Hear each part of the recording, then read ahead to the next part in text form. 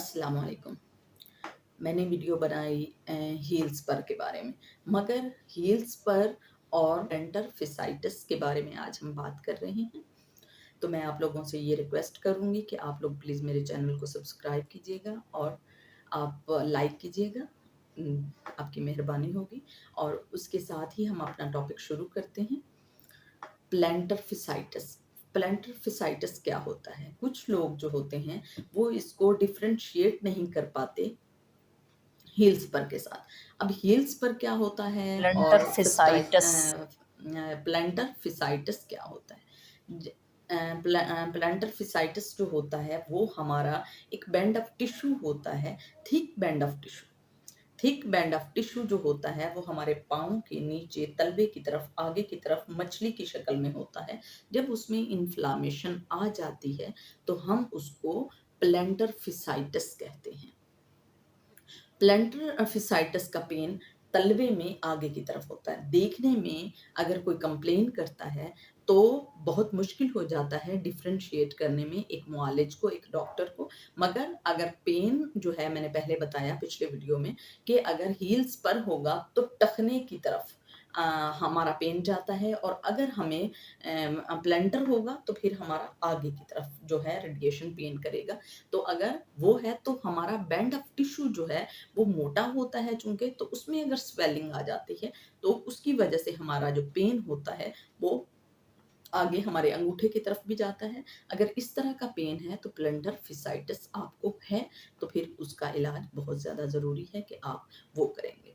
अब उसके काजेज़ और इसके काजेज़ में थोड़ा-सा फ़र्क आता है कि ये जो उसकी काजेज़ हैं और इसकी काजेज़ हैं, थोड़ा-सा फ़र्क है। बाकी बीमारियाँ जो हैं उसकी भी वही हैं, और उसकी बीमारियाँ जो है उसमें भी पॉसिबल है कि आपको ऐसा हो सकता है। जो प्लैंटर फिसाइटिस है, इसकी सबसे बड़ी कॉज़ जो है स्ट्रेस है। जो लोग बहुत ज़्यादा स्ट्रेस में रहते हैं तो उनका बैंड ऑफ टिश्यू जो है वो स्वेल कर जाता है, और वो भी जो इसका काज़ बनता है कि आपका पाँव जब एड़ी नीचे रखते हैं तो बहुत ज़्यादा आपको पेन होता है। अगर आप बहुत ज़्यादा पानी में रहते हैं तो पानी में खड़े रहना आपका अगर काम है कुछ ऐसा, तो पानी में अगर आप ज़्यादा से ज़्यादा रहते हैं तो उसके लिए भी आपको जो है प्लैंटर फिसाइटिस हो सकता है। तो जो डायबिटिक के लोग होते हैं उन लोगों के साथ भी ऐसा हो सकता है, आर्थराइटिस के लोग जो होते हैं उनके साथ भी ऐसा हो सकता है। मगर मेन इसका काज़ जो होता है वो ज़हनी तनाव होता है। अगर आपको ऐसा है तो आप कल्केरिया फ्लोरसिक्स के साथ काली फास लेंगे और ये आपके लिए बहुत ही ज़्यादा इफ़ेक्टिव है।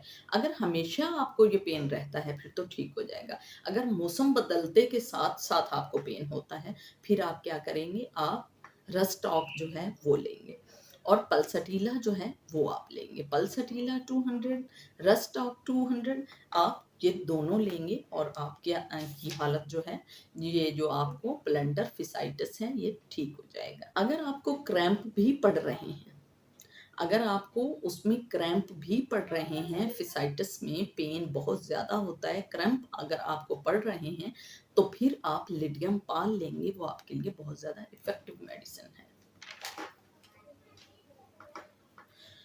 सम टाइम ऐसे भी होता है कि पेडल ओडिमा की आपको शिकायत हो जाती है, यानी पाँव का अगला हिस्सा जो है वो भी सूजने लगता है। कभी ऐसा होता है कि आप जब मूव करना उसको मुश्किल हो जाता है। अगर ऐसी कोई सिचुएशन आपके साथ बनती है कि आपके पाँव का टखना भी और तलवा भी अगर सूज जाता है, तो बेलाडोना आप लेंगे 30 सुबह, दोपहर, शाम। उसकी डोज़ बढ़ाई भी जा सकती है, फ्रीक्वेंटली उसका यूज़ भी हो सकता है। तो ये बहुत ज़्यादा इफ़ेक्टिव है कि आप बेलाडोना यूज़ करें। और अगर आपको अचानक मोच आ गई है या कभी मोच आई थी और आपने ज़्यादा इलाज नहीं किया, इंजरी आपको पुरानी या नई, दोनों सूरतों में आप आर्निका जो है 200 लेंगे और आपके पुराने से पुराना दर्द भी ठीक हो जाएगा। चाहे वो प्लैंटर फिसाइटिस बन चुका है और चाहे आपको वैसे ही पेन है, तो ये बहुत ज़्यादा इफ़ेक्टिव मेडिसिन है। अगर आपको ये वीडियो पसंद आई हो तो प्लीज़ आप इसको लाइक कीजिएगा, शेयर कीजिएगा, सब्सक्राइब कीजिएगा। ओके, अल्लाह हाफ़िज़।